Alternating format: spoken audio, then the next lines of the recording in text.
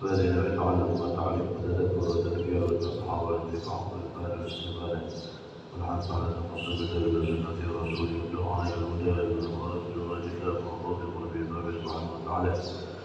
يا راحي والدينا ووالديكم وأمواتنا وأموات المسلمين أجمعين ومن عم هذا المسجد وعبد الله في سابقا وغيرا ونرى رسالة في رسول الله محمد بن عبد الله ومن نسأل عنه الفضل ومن الحسن وحسن محمد ونرجو الله من حسن سنبيه المقدم محمد بن علي باعد برسوله وعوض أما إلى أرواح الشيخ عبد الرحمن السجاد والشيخ محمد السلطان وشيخ الله العدل ويشهد الله العباد بن عبد الله بن عدل بن الحداد ورسوله وطلعه وما إلى رأي قلب سالم ونهج وسام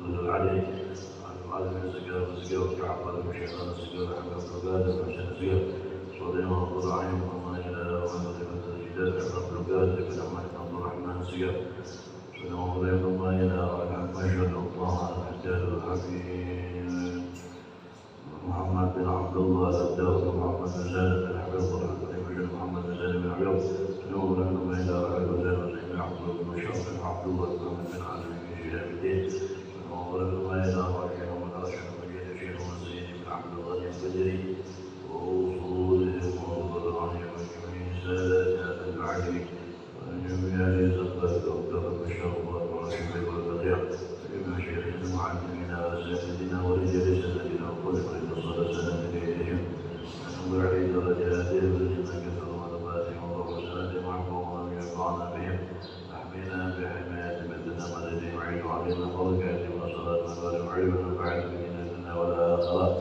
ونغفر ذنوبنا نستر عيبنا الشرك قلوبنا نغفر قلوبنا وقلوبنا وعافينا وعافنا ونظر سنقته والبنوم والرزق وسلح الجسد وتبصر فيرزقنا محمد النبيين ويحب المرسلين ويمهد الملائكة المقربين ويكرمنا من الرحمن ويخرجنا من الظلمات ويرشدنا على ديننا من وصالهم وزمان ومن الجسد ونوينا وصدر وزلنا وضربنا على حضرة النبي محمد صلى الله عليه وعلى آله وسلم والفاتحة.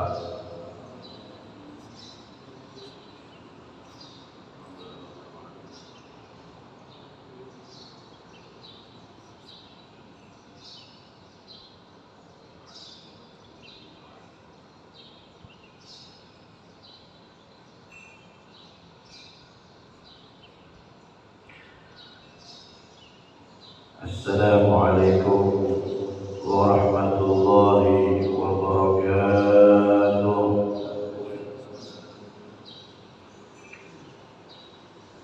بسم الله الرحمن الرحيم. الحمد لله رب العالمين وبه نستعين على أمور الدنيا والدين صلى الله وسلم على سيدنا محمد وعلى آله وصحبه أجمعين. سبحانك لا علم لنا إلا ما علمتنا إنك أنت العليم الحكيم. رب اشرح لي صدري ويسر لي أمري واحلل عقدة من لساني يفقه قولي بجاه النبي وآله وصحبه أما بعد. Alhamdulillah, puja dan puji syukur kita haturkan kehadirat Allah Subhanahu wa Ta'ala atas limpahan nikmat dan karunia yang Allah Subhanahu wa Ta'ala curahkan kepada kita. Allah Subhanahu wa Ta'ala limpahkan kepada kita.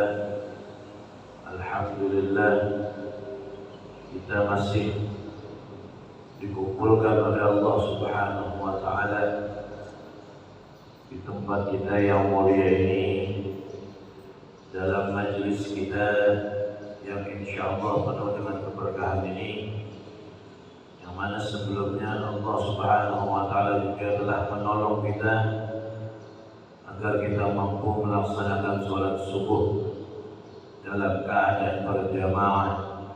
Mudah-mudahan Allah Subhanahu wa Ta'ala menerima segala amal ibadah kita. Allah Subhanahu wa Ta'ala menghapuskan segala dosa-dosa kita, menjadikan setiap langkah yang kita langkahkan sampai ke tempat kita yang mulia ini menjadi pengangkat derajat kita di hadapan Allah Subhanahu wa Ta'ala. Amin ya rabbal alamin. Salawat serta salam tidak lupa pula kita haturkan ke hadirat junjungan kita, kekasih kita, suri tauladan kita, baginda Nabi kita, Nabi besar Muhammad sallallahu alaihi wa ala alihi wa sahbihi wasallam, dan juga kepada keluarga Rasulullah, sahabat-sahabat Rasulullah, dan orang-orang yang meneladani jalan baginda Nabi besar Muhammad sallallahu alaihi wa ala alihi wa sahbihi wasallam sampai hari kiamat nanti. Amin ya rabbal alamin. Hadirin dan hadirat jamaah salat subuh dan pendengar radio dakwah Masjid Raya Darussalam yang berbahagia rahimakumullah. Alhamdulillah, kita kembali dikumpulkan lagi oleh Allah Subhanahu wa Ta'ala di majlis kita yang mulia ini untuk bersama-sama dengan niat mengisi waktu setelah subuh sampai menjelang terbitnya matahari dengan ibadah i'tikaf di masjid, dan yang kedua ibadah menuntut ilmu agama, mengambil warisan kita dari baginda Nabi besar Muhammad sallallahu alaihi wa ala alihi wa sahbihi wasallam. Karena Nabi tidaklah meninggalkan harta benda bagi kita, akan tetapi Rasulullah sallallahu alaihi wasallam meninggalkan bagi kita yang jauh lebih berharga daripada harta benda duniawi, yaitu adalah ilmu. Maka kita disuruh mengambil sebanyak-banyaknya warisan tersebut. Kalau kita berbicara warisan yang sifatnya harta dari orang tua kita, mungkin dari kakek kita, atau dari istri atau dari suami kita, maka itu adalah warisan yang ada pembagiannya. Ada kalanya mungkin kita dapat separuh, ada kalanya kita dapat 1/6 dari harta tersebut, ada kalanya kita hanya dapat 1/8, ada kalanya kita dapat 1/4. Itu warisan yang biasa kita ambil daripada warisan duniawi yang ditinggalkan oleh orang yang ada kerabat dengan kita. Tapi ada warisan yang tidak ada ukurannya, artinya ambil sebebas-bebasnya silakan. Tidak ada ukuran 1/4, 1/8, 1/6 atau berapapun itu. Mau ngambil berapanya boleh, bebas. Yaitu apa? Warisan Nabi Muhammad SAW yang berupa ilmu, silahkan ambil sebanyak-banyaknya, semakin banyak semakin baik. Dan Allah jadikan kita termasuk orang yang mampu mengambil daripada warisan Nabi Muhammad SAW sebanyak-banyaknya, dan mampu kita amalkan juga sebanyak-banyaknya. Amin ya rabbal alamin.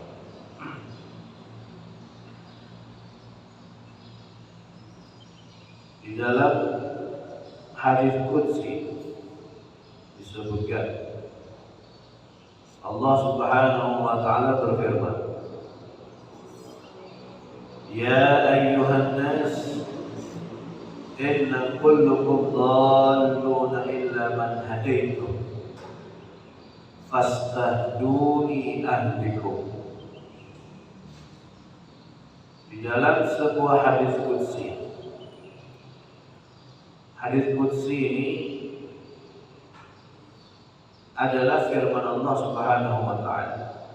Sebagaimana Al-Quran juga firman Allah Subhanahu wa Ta'ala, artinya perkataan Allah sama. Apa yang membedakan antara Al-Quran dengan hadis kursi?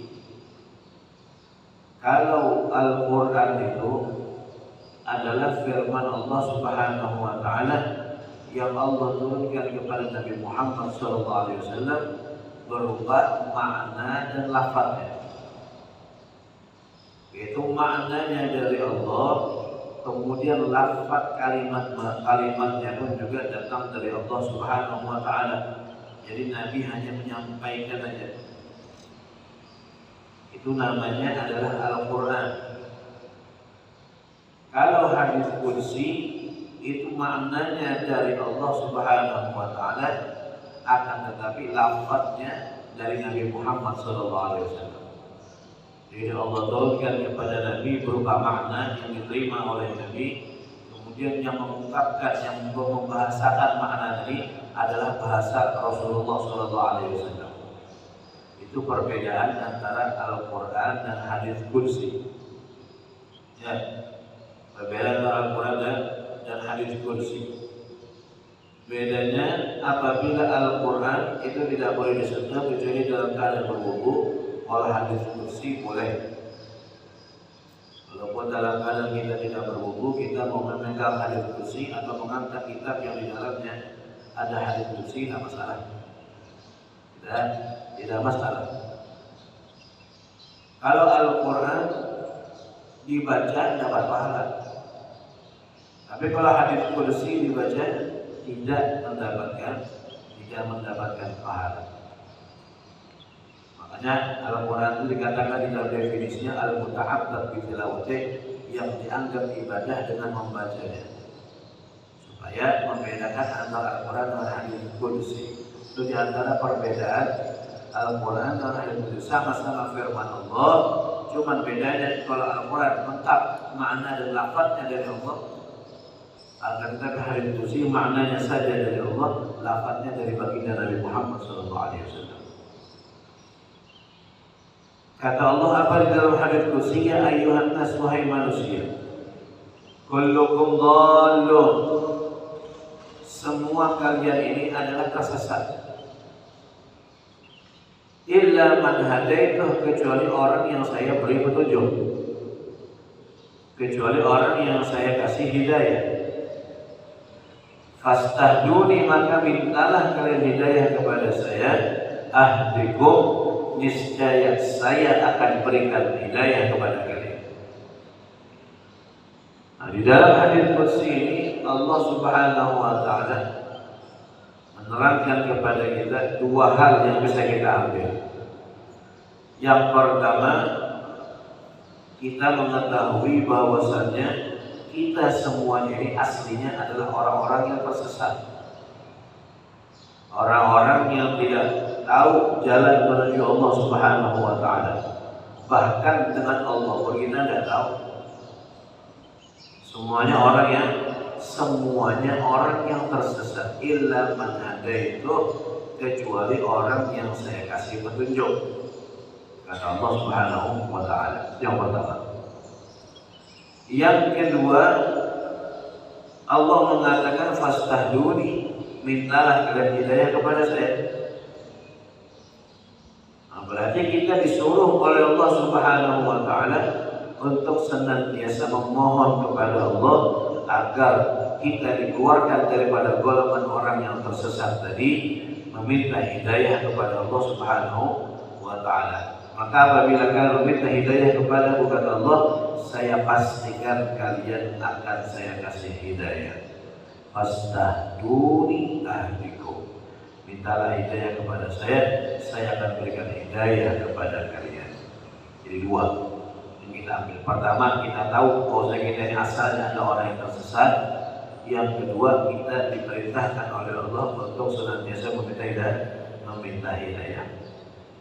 Itulah sebabnya kenapa di dalam keseharian kita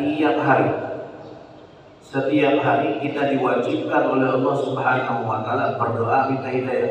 Wajib tiap hari, tidak boleh enggak. Doa minta kepada Allah agar Allah berikan hidayah, wajib. Minimal kita doa minta hidayah kepada Allah minimal sehari 17 kali, itu paling sedikit, wajib hukumnya. Boleh jadi lebih tapi minimal 17 kan? Minimal 17 kali. Yaitu kapan?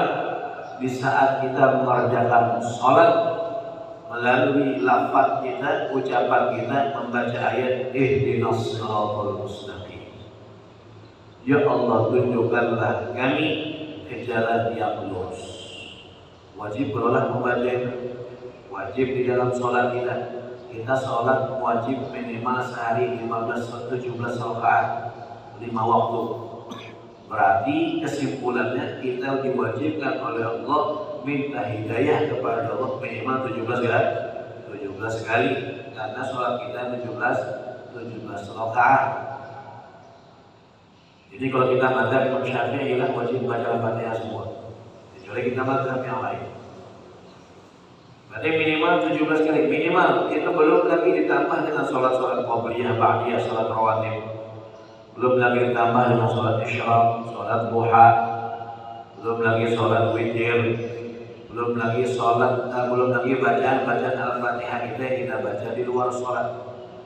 Berarti kita mau tidak mau berulang-ulang kali berdoa kepada Allah Subhanahu wa taala dengan doa ihdinas siratal mustaqim. Tunjukkanlah kami di jalan yang lurus. Berarti sangat penting sehingga tiap hari kita wajib mengucapkan yang berdoa ini. Ihdinas siratal mustaqim. Ya Allah, tunjukkanlah kami jalan yang lurus. Seakan-akan di situ ada muncul pertanyaan.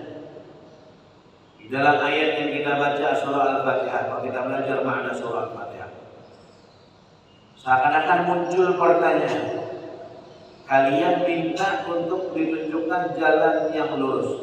Maka jalan yang lurus yang mana yang kalian minta? Katakan gitu. Yang kalian maksud jalan lurus yang mana? Maka kita terangkan, kita perjelas di dalam ucapan kita tersebut. Apa yang kita katakan? Siratal ladzina an'amta 'alaihim.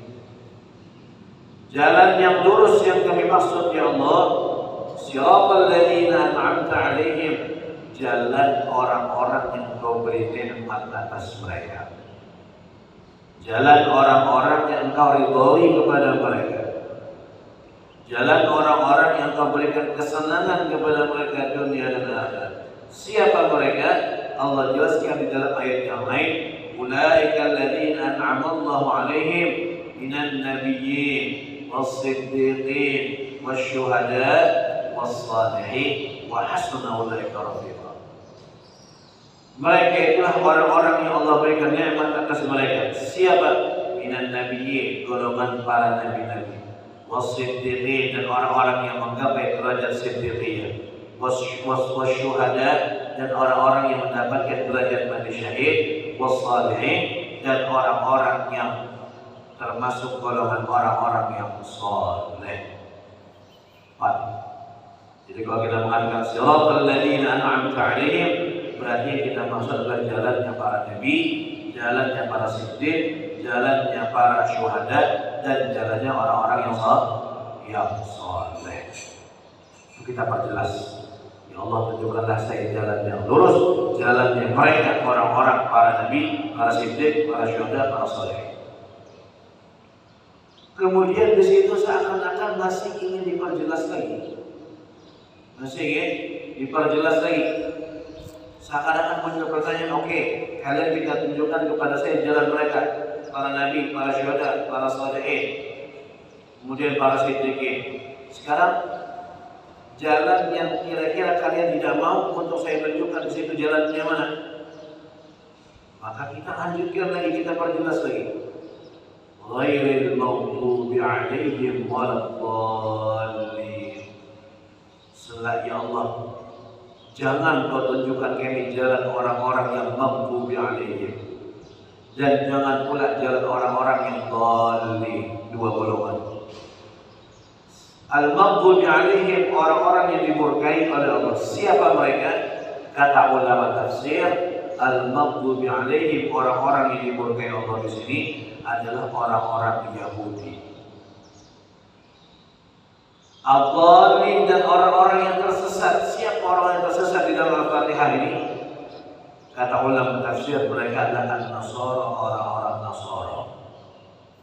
Orang-orang Nasara. Jadi kesimpulannya doa kita yang setiap sholat ini, tiap rakaat kita baca, ya Allah, berikanlah saya jalan yang lurus, jalannya orang-orang yang soleh, dan jauhkan saya dari jalan orang-orang Yahudi dan orang-orang Nasara. Itu kesimpulannya. Kalau yang kita baca minimal 17 kali dalam sehari. Alhamdulillah. Nah, cuma yang disayangkan antara ucapan kita dan perlakuan kita berbeda. Kita mintanya apa, tapi kita yang kita lakukan apa, kan begitu. Pertama kita meminta kepada Allah supaya ditunjukkan jalan yang lurus, jalan orang-orang yang soleh. Nyatanya kita tidak mengkaji jalan orang soleh itu apa. Nyatanya kita tidak tahu jalan orang soleh seperti apa mereka berjalan. Bagaimana mujahadah mereka, bagaimana jalan yang mereka capai sehingga mereka bisa sampai kepada Allah Subhanahu wa ta'ala. Atau termasuk juga makna daripada jalan orang-orang yang soleh juga ada kebiasaan mereka. Kita tidak ikuti pakaian mereka, kita tidak ikuti kebiasaan mereka. Bagaimana mereka di dalam menjalankan kebiasaannya seperti apa. Kemudian kita meminta kepada Allah agar dijauhkan daripada jalan orang-orang Yahudi dan orang-orang Nasara. Nyatanya kita terlalu hobi untuk meniru mereka.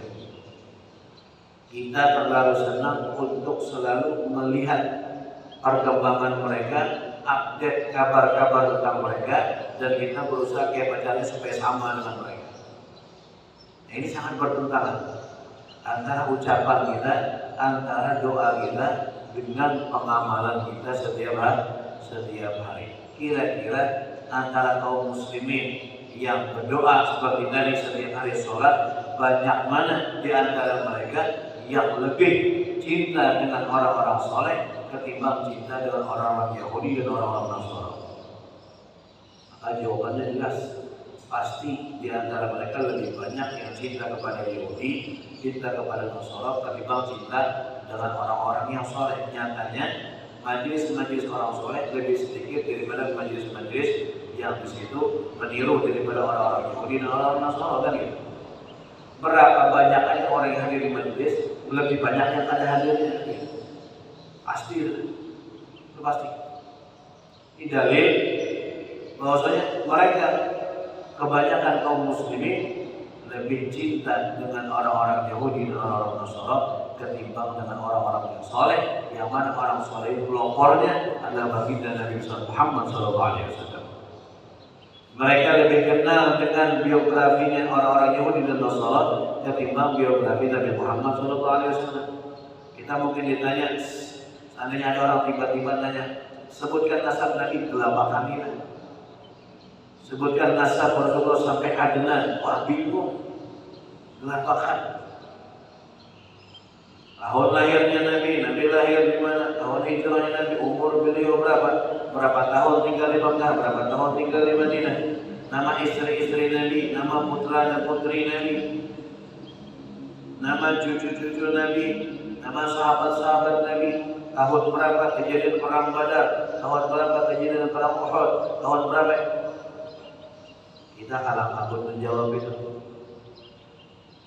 Tapi kalau ditanya, ini namanya contoh aja, pemain bola ini kontraknya berapa, jadi pindah sudah jadi ketua PIPA, merabut antara dengan gajinya sekian per pekan. Wah, ini yang mendapat ini dan ini segala macam, hafal.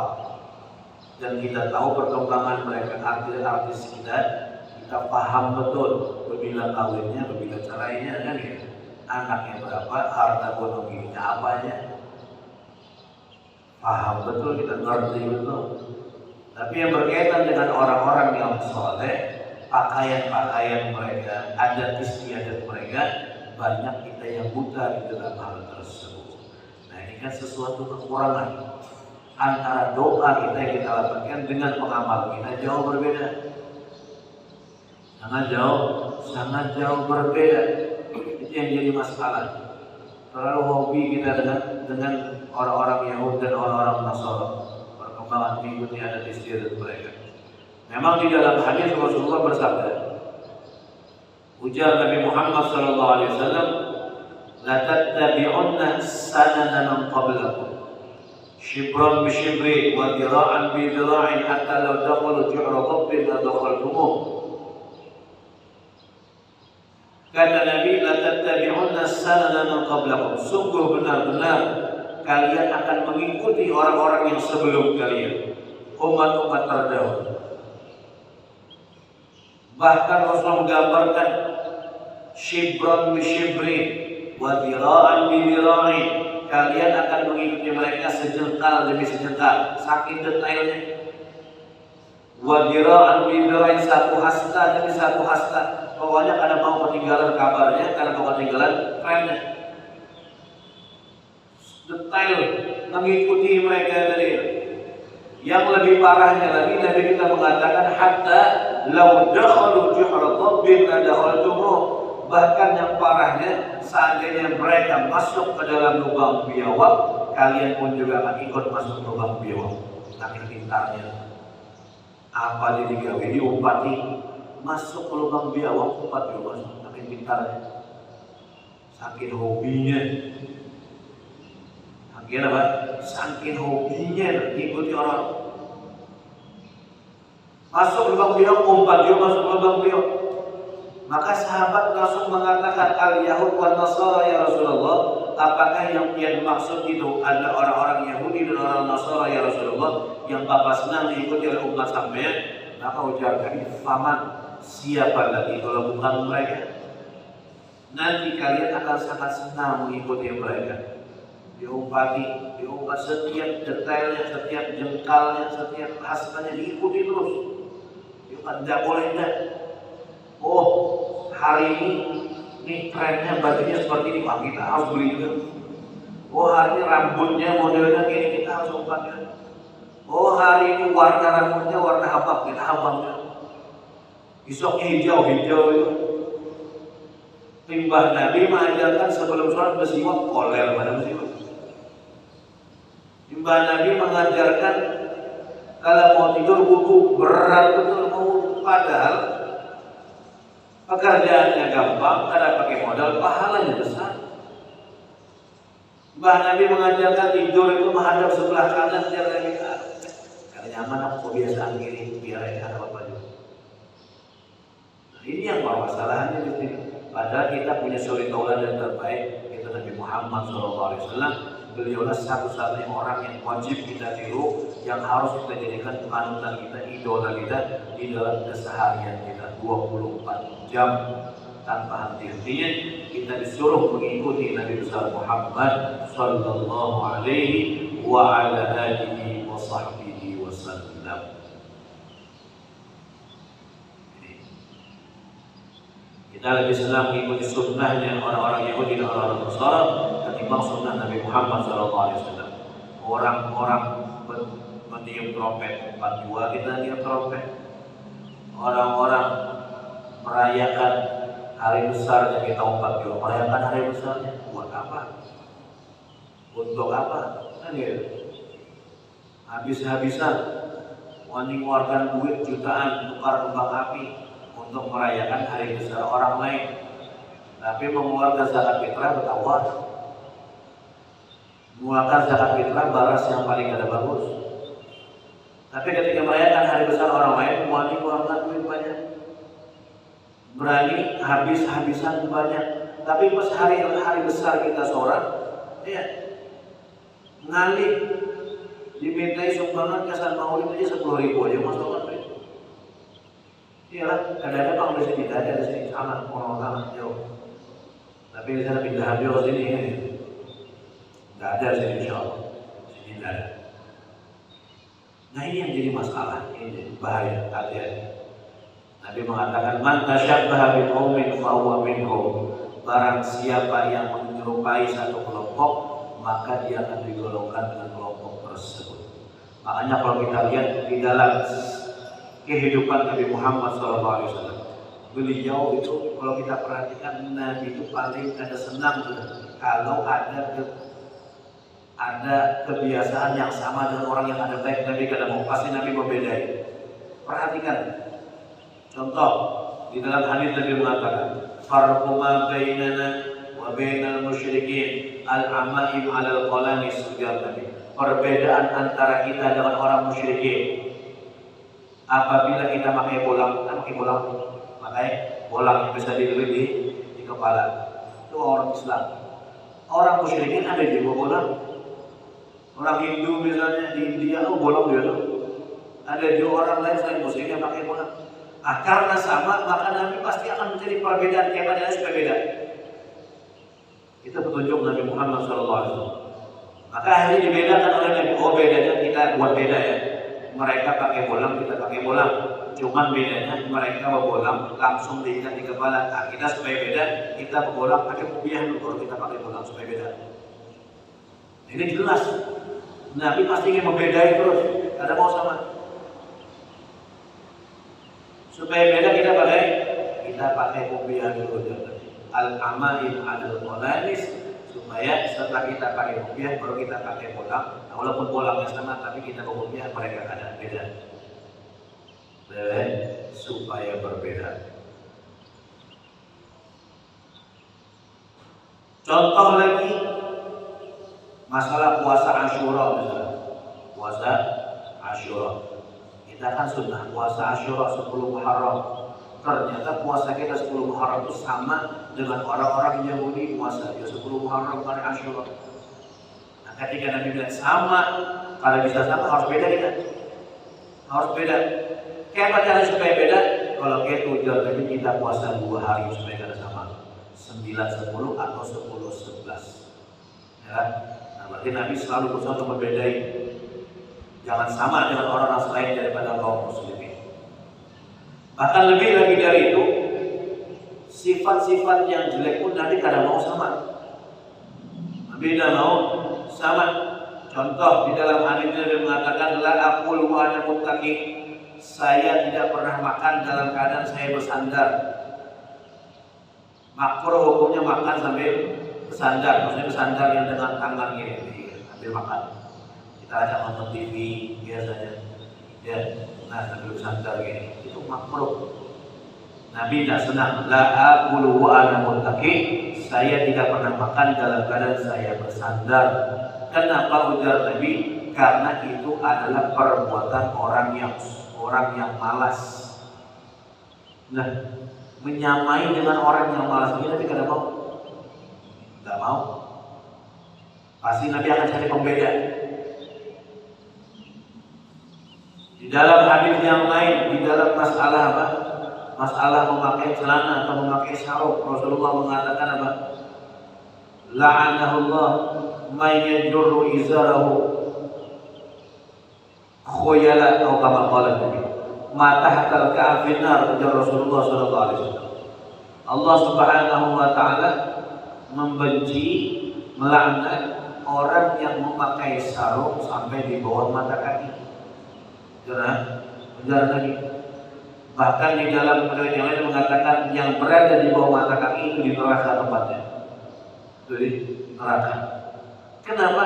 Karena itu perbuatan orang sombong. Nabi tidak mau sama. Nabi tidak mau sama. Makanya Nabi seperti itu. Nabi tidak mau sama dengan kebiasaan yang jelek itu. Nabi tidak mau. Benar. Makanya kalau pakai sarung, pakai celana, angkat sedikit-sedikit saja, angkat di atas mata kaki.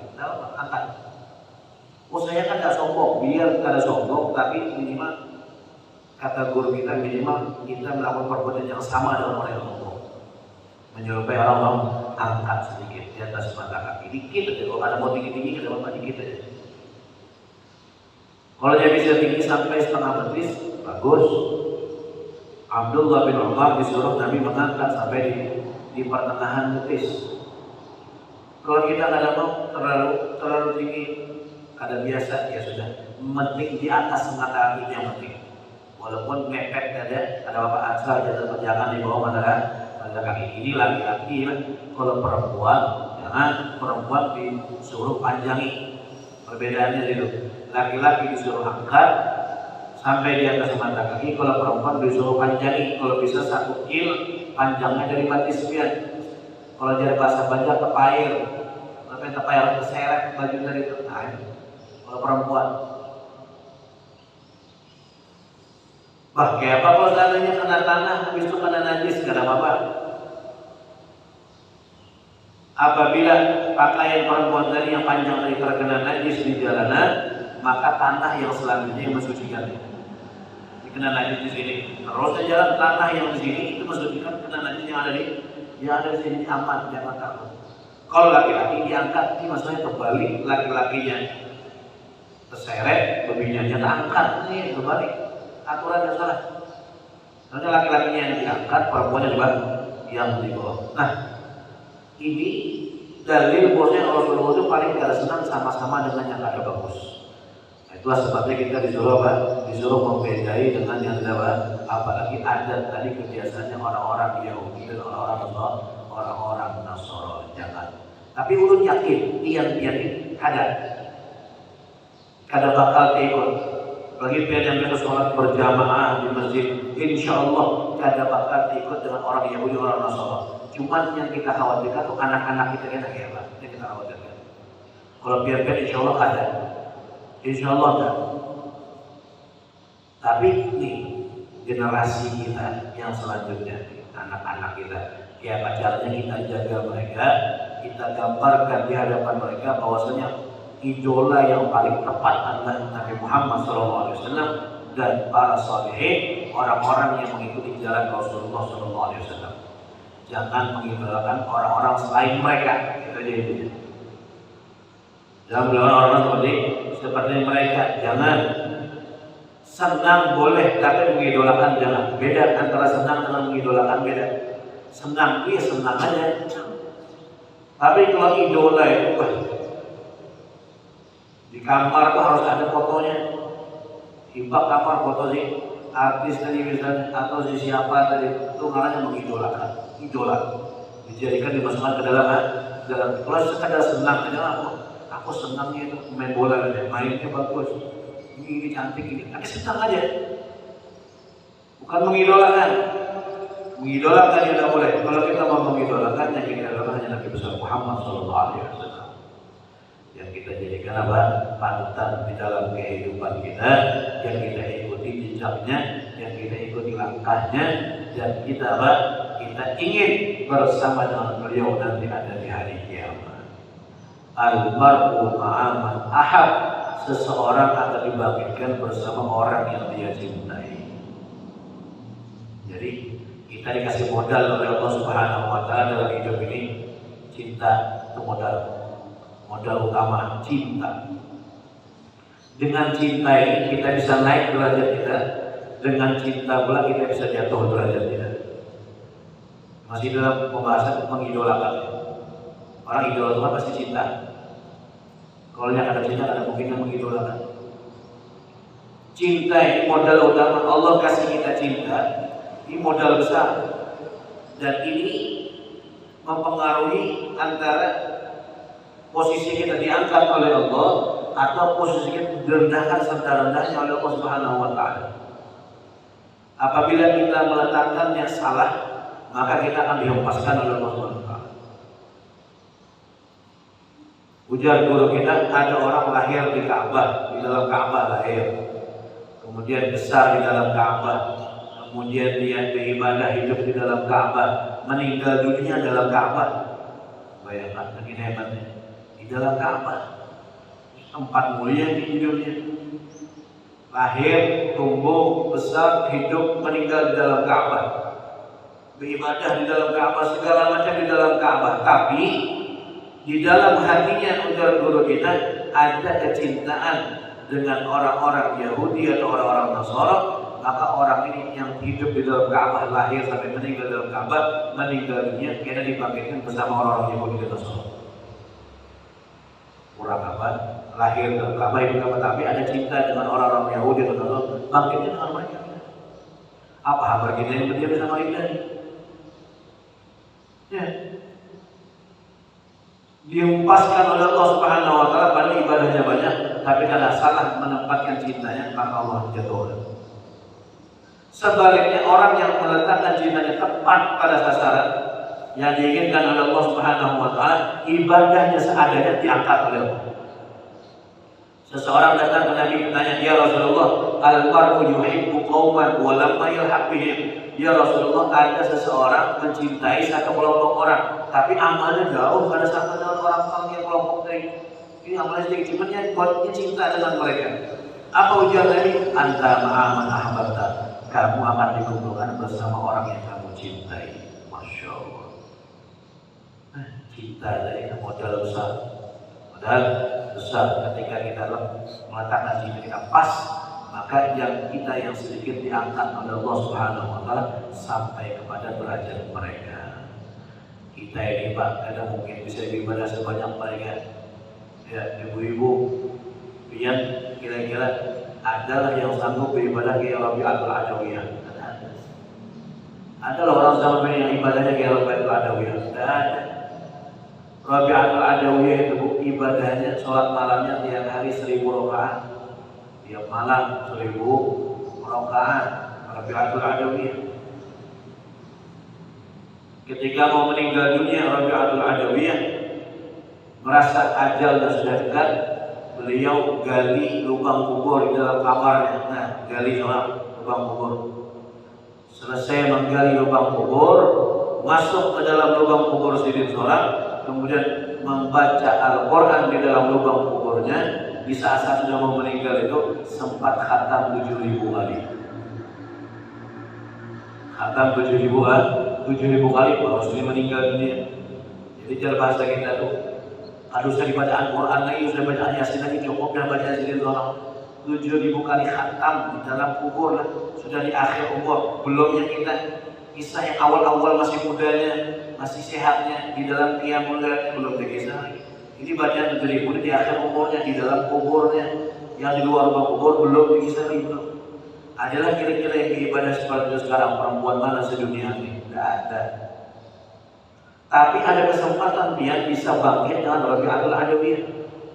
Ada kesempatan dia kira di hari kiamat ketika pada mahsyar bangkit tiupan yang kedua malaikat Israfil, biar bertakun, saya ini kemana arahnya? Dia malaikat tuh ke sana, tuh golongan Rabi'atul Adawiyah sana jalan. Ada kesempatan seperti itu. Bagaimana caranya? Harus sama keibadahnya, ada harus sama. Yang penting kan idolakan Rabi'atul Adawiyah, dia cintai, hilangkan idola-idola yang ada bagus, idolakan dia, biar akan dibangkitkan dengan dia. Wa idzan nufusu zuwijat, ketika manusia jiwa ini nanti akan digabungkan dengan orang-orang yang cocok dengan dia, orang-orang yang diidolakannya digabungkan. Masya Allah. Dan Allah jadikan kita orang-orang yang senantiasa senang atau cinta mengikuti jalan Nabi Muhammad SAW, mengikuti jalan daripada para nabi-nabi, para salihin. Dan Allah jadikan di dalam hati kita kecintaan, hanya cinta kepada Nabi Muhammad dan cinta kepada orang-orang yang soleh. Cinta dengan orang soleh ini bukan hanya orang awam saja, orang soleh sendiri pun mereka akan terus berusaha mencintai orang soleh yang lain. Jadi bukan hanya keharusan kita yang awam ini, ya kan? Mereka para soleh itu berusaha mencintai dengan orang soleh yang lain, sama, saling mencintai. Kata Imam Syafi'i apa dalam perkataan beliau, uhibbus shalihin wa lastu minhum, la'alli an anala bihim syafa'ah. Saya cinta dengan orang soleh, kata Imam Syafi'i, walaupun saya bukan termasuk orang soleh. Tawabuhnya Imam Syafi'i. Nah, beliau kurang apa solehnya Imam Syafi'i? Tetap mewajibkan dirinya untuk mencintai orang soleh. Sama, kan ada bedanya. Berarti benar-benar itu orang soleh, berarti aku jadi cintai apa? Mencintai orang tidak bisa. Tidak harus cintai dia dengan orang soleh. Wahibbus shalihin wa lastu minhum, la'alli an anala bihim syafa'ah. Barangkali ujar sini berkat cintaku kepada orang soleh, saya dapat syafaat dari orang soleh. Wa akrah man bida'atuhul ma'asi walau kuntu sawa'an bil bida'ah. Saya benci dengan orang yang senang bermaksiat, walaupun saya pun juga senang bermaksiat, kata Imam Syafi'i. Tawakulnya beliau, tawakulnya Imam. Saya kita garis bawahi, saya cinta dengan orang soleh, walaupun saya bukan termasuk orang soleh. Imam Syafi'i mewajibkan diri cinta dengan Allah, cinta dengan orang soleh. Dan kita, khususnya anak-anak kita, bisa kita arahkan mereka untuk senantiasa mencintai orang soleh, mengidolakan orang-orang soleh, dan dijadikan idola yang terutama bagi mereka adalah Nabi besar Muhammad SAW dan orang-orang yang dicintai oleh Allah Subhanahu Wa Taala, sehingga kita dan anak-anak kita, zuriyah kita semuanya, walaupun amal kita sedikit, tapi nanti kita bangkit di bawah bendera mereka semuanya, dan kita dibangkitkan bersama mereka, dijauhkan daripada orang-orang Yahudi, orang Nasrani dan yang lainnya, musuh-musuh Allah Subhanahu Wa Taala. Amin ya rabbal alamin. Ala hadin wa sallallahu ala Nabi Muhammad sallallahu alaihi wa sallam bil qabul al-Fatihah.